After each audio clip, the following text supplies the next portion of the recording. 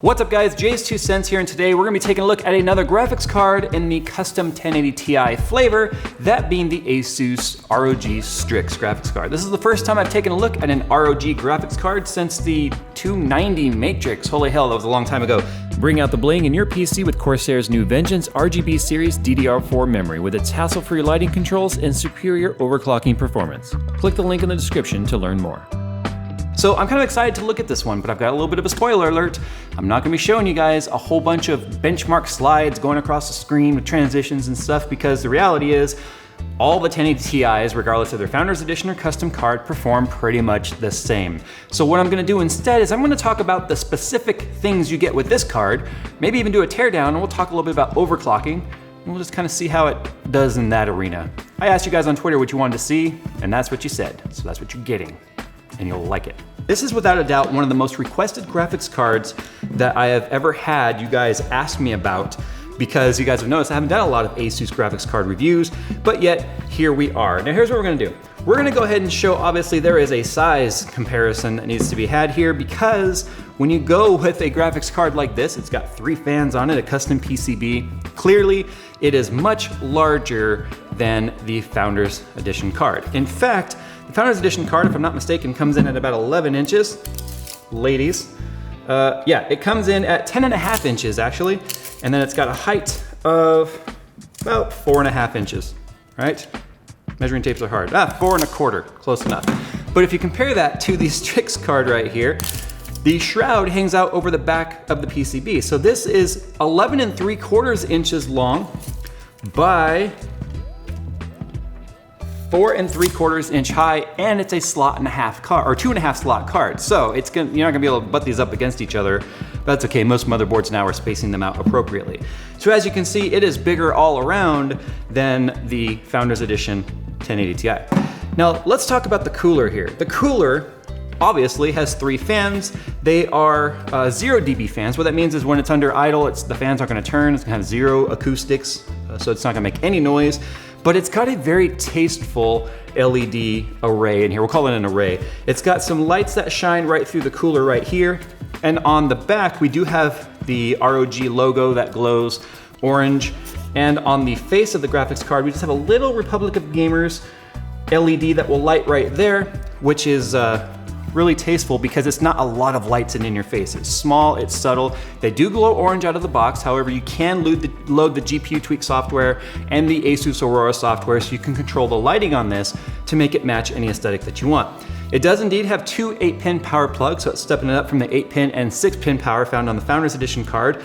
But you also on the back here have 2 additional fan headers. They are either PWM or DC fan headers, so you can actually plug some case fans, all-in-one cooler fans, or whatever you want to this, and allow the graphics card to also ramp up your chassis fans to try and help with the additional airflow. I like to see that, because here's the thing. When you have a cooler like this that's exhausting all of its air into the case is responsible for taking that hot air away. The graphics card is completely dependent on your chassis airflow for its cooling efficiency. Now, when you actually add the fan headers on the back of the graphics card and allow the fans to ramp up with the load of the graphics card, then your chassis is more able to take on the additional heat being put into the case. The problem with letting your CPU load or the standard CPU PWM handle that is the CPUs don't really go under a massive load when you're gaming, so the fans will stay kind of cool and quiet. As your graphics card is getting hotter, then the hot air isn't being pulled out of the case as efficiently. So that's something that's really nice to see. So in the gaming mode, it's a 1569 core clock, and then of course it's gonna boost under load up to 1683. If you put it in OC mode, then you get 1594 megahertz core clock, and it boosts up to 1708. Now even in OC mode, it's going to boost up higher than 1708 because GPU Boost 3.0 is gonna take over, so there's like 2 things happening there. Now regardless of which profile you're in, it's gonna boost up higher than that though, because of GPU Boost 3.0, and those are kind of like brackets that shift. So as you move it from the gaming mode to the OC mode, it has even more headroom with GPU Boost 3. So I saw an average about 1925 megahertz. Now before we talk about overclocking, let's go ahead and take a look at this cooler. I've already done all of my tests. I'm gonna tell you right now that I never saw any hotter than, what do we see, Nick, 65C? Yeah, 65C in OC mode is the highest temperature that we actually saw on this. So that is amongst the coolest we've seen yet. But what I wanna do right here is I wanna see how they're achieving that. So I'm kind of curious as to what you get here. I've never taken one apart, so I don't know exactly what's involved, but I am gonna be voiding my warranty. So anyway, that's okay. Warranties are there to be broken. There's a little sticker right there. It covers up the screw. Once you punch that, you basically told ASUS that you took the cooler off, and they're gonna be like, oh no, I don't want to warranty that anymore. It's kind of a gray area anyway. Linus did a great video about product warranties and whether or not you're allowed to take things apart and if that can void your warranty, but I digress. So once you remove those 4 spring-loaded screws around the GPU perimeter, this is what you get. We've got 1, 2, 3, 4, 5, 6 heat pipes on here, a massive heat sink array as you can see. Now, I would have liked to have seen these heat sinks run length rather than height like this, because we talked about this actually with the Sapphire card review, that when the air can actually run the length of the card and come out the backside, it's a little bit more efficient airflow than it having to hit the bottom right here against the motherboard and bounce, but then again, you do have some air coming up out of the top, sort of, because you have this little plate right here that kind of blocks some of that airflow. Some can make it out here, some can make it out there. But regardless, this is actually one of the easiest coolers I've ever taken apart, because it's just those 4 screws.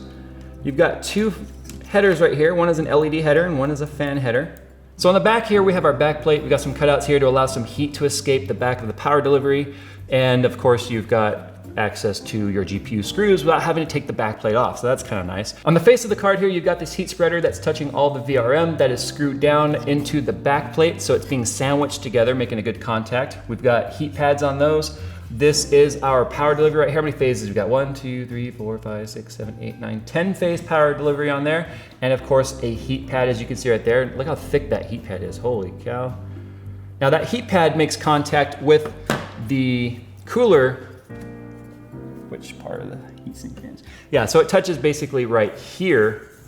It just touches the heatsink fins. Now what I would have liked to have seen, and EVGA actually started doing this because they kind of learned their lesson, was instead of having it touch the sharp edge, they actually made a 90-degree bend on all of the fins where it touches the heatsink or the heat pad, just to give it better contact and a little transfer of heat. So that would have been nice to see. But you do have at least a heat pad on the VRM, on the heat spreader, touching the heatsink right there.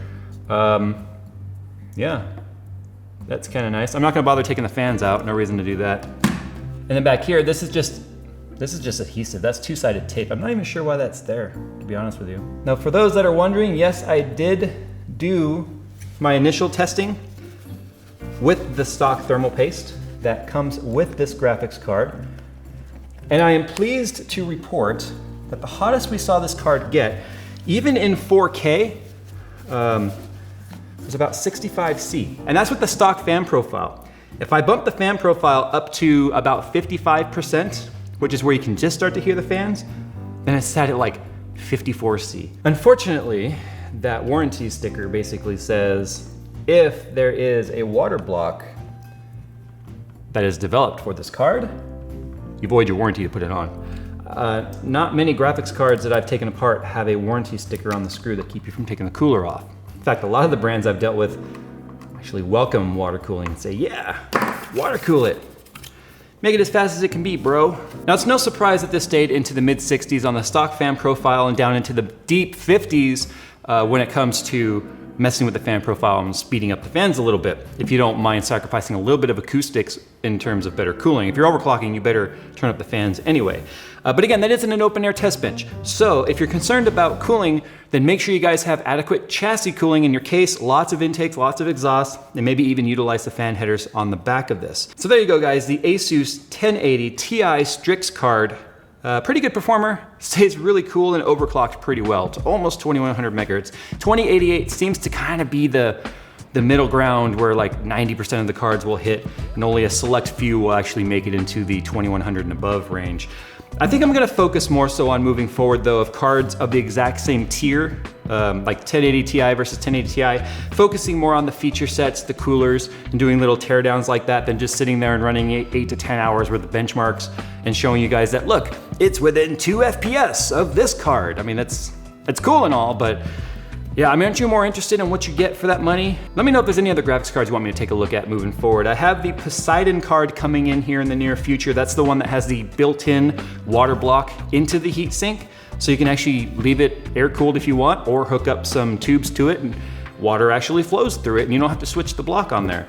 So that'll be worth taking a look at here, especially as a water cooler myself. I don't think I'm gonna be doing the massive amounts of benchmarks when it comes to comparing 1080 Ti's versus other 1080 Ti's, because like I said, they're all within like 1 or 2 FPS of each other. The frame rates are so freaking high with this graphics cards. Even in like 1440p, you're not gonna notice a difference between them. And that's what really hangs a lot of people up when it comes to buying these cards, is they're like, I don't know which one to get. They all seem like they're the same. And it's the little things that come with the package that really should be more important on where you're spending your money. Anyway guys, time to go. Thanks for watching. Let me know what other things you want me to incorporate in GPU reviews and I'll try and do it. With that said, I will see you in the next one.